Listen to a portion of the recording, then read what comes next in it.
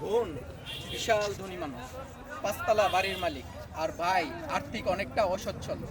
ভাই ভাবতেছে কিছুদিন যাবৎ বোনের বাসায় বেড়াতে যাবে।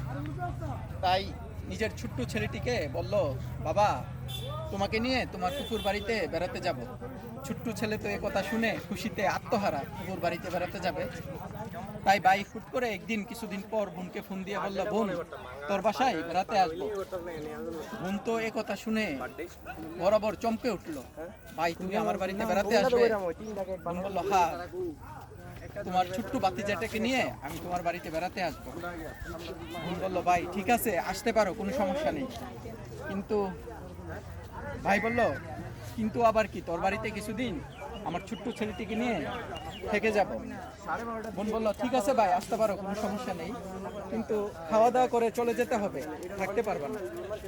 বোনের এই কথা শুনে ভাই তো মাথায় হাত দিয়ে বসে পড়ল। আর আমাদের এই সমাজে বাস্তবতাটা ঠিক এমনই যে আমাদের এই সমাজের কিছু বোন আছে, কিছু ভাই আছে যারা ধনাত্ম, তাদের অনেক সম্পদ, কিন্তু অনেক বড় অট্টালিকা, অনেক বড় বিল্ডিং এর মালিক, কিন্তু তাদের সেই ভাই বোন কিংবা এক রাত্র থাকার মতো ব্যবস্থা, কিন্তু এক রাত্র থাকার মতো জায়গা সেই বোনের বাড়িতে ভাইদের হয় না।